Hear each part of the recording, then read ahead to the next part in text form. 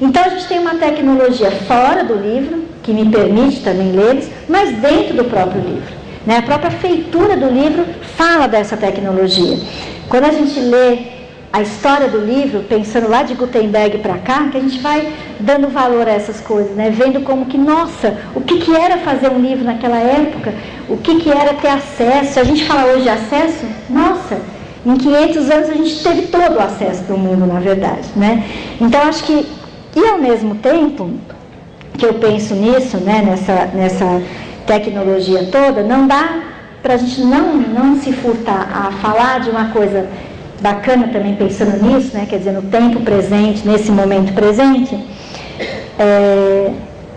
Quando a gente pensa um pouco, examina um pouco que leitor que é esse, também a gente vive um momento muito interessante e que é muito mediado pela tecnologia hoje, que é o fato de todo mundo querer ser um pouco escritor hoje, né? Todo mundo acaba, Cecília Meirelles dizia isso, meio que profeticamente, no futuro faltarão escritores, faltarão leitores, porque sobrarão escritores, né?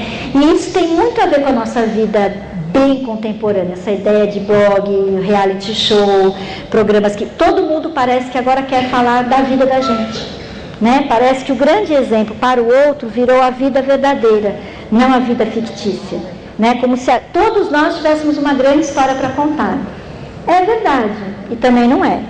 Eu não acho que eu tenho uma grande história para contar, a não ser para os meus filhos, né? Não sei se a minha história interessa tanto assim para todo mundo. Mas a verdade é que a gente vive um momento também cultural no mundo, e aí não é só literário, mas um momento cultural muito apegado ao self-service, né? Eu também sou escritor, eu também faço. Na nossa casa, e isso, eu estou colocando essa discussão porque isso é muito ligado à tecnologia. Todo mundo hoje pode fazer um cartão de visita em casa, pode escrever um livro, pode até publicar, pode até editar.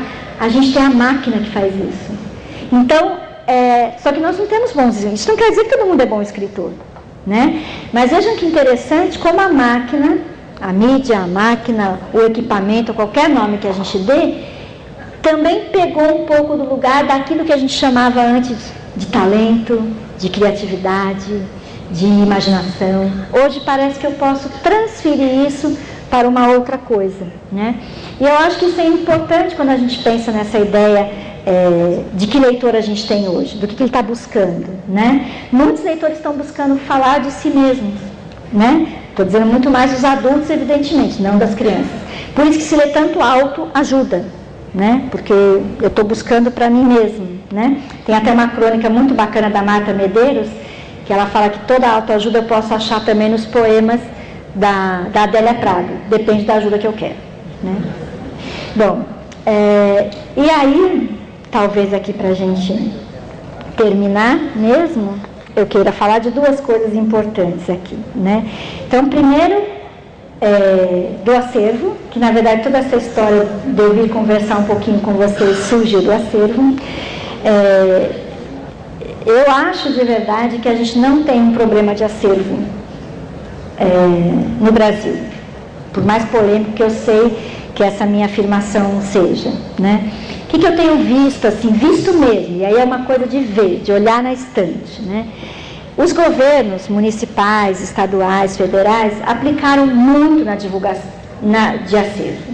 Muitos livros foram mandados para as escolas. É verdade que umas mais, umas menos, nos sertões e recônditos do Brasil menos, né? Lá onde chega de barco menos, mas existe um esforço, né? Existe uma concentração de recursos e de esforço. Mas esses livros, muitas vezes, eles ficam exatamente onde eles chegam. Eu estou vendo um monte de gente fazer assim, porque é isso que a gente vê. Uma coisa, quando eu comecei a fazer trabalhos de leitura aí pelo Brasil, uma coisa que me chamou muito a atenção foram os PCNs, né? Porque a gente batalhava aquela caixinha dos PCNs adoidado.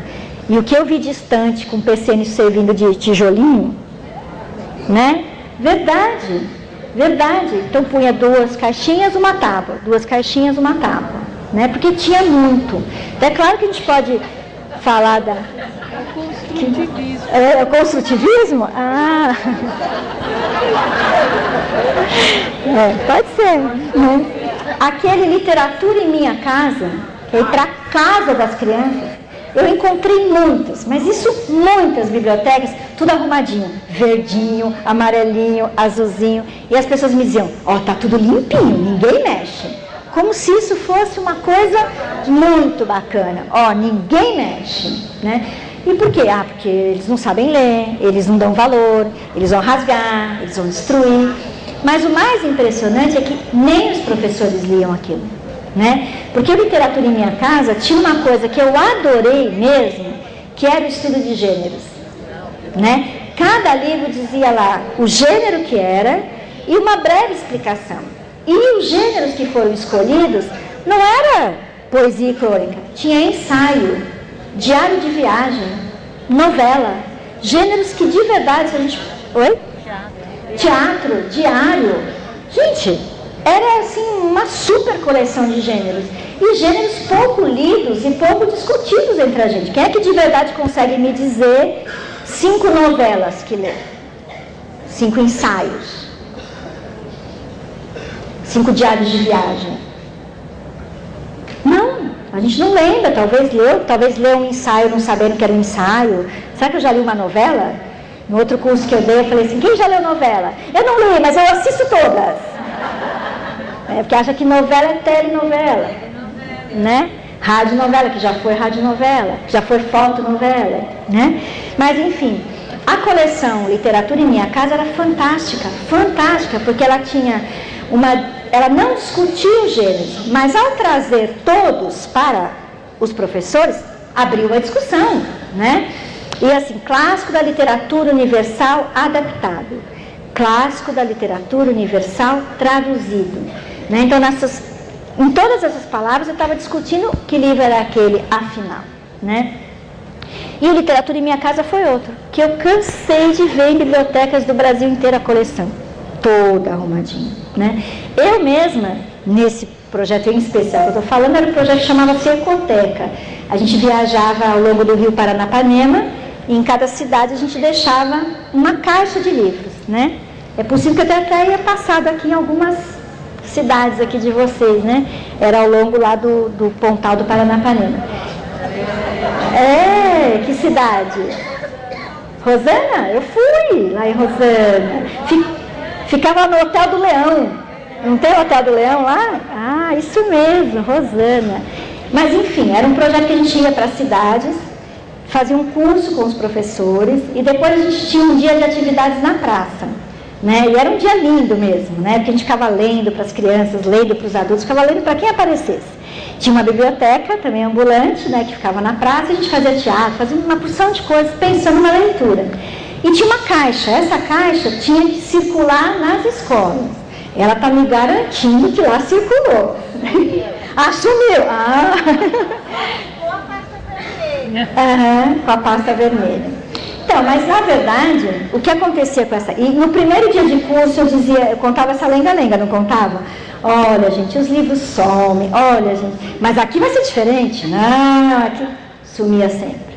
Acho que não teve uma cidade que eu cheguei no final do curso que a caixa... E a caixa, na verdade, não era mesmo para voltar. Mas eu queria saber o que aconteceu com a caixa. Em que escolas passou, quem foi que leu, né? Qual era o livro mais querido, qual era o mais estranho, qual aquele que a gente podia tirar.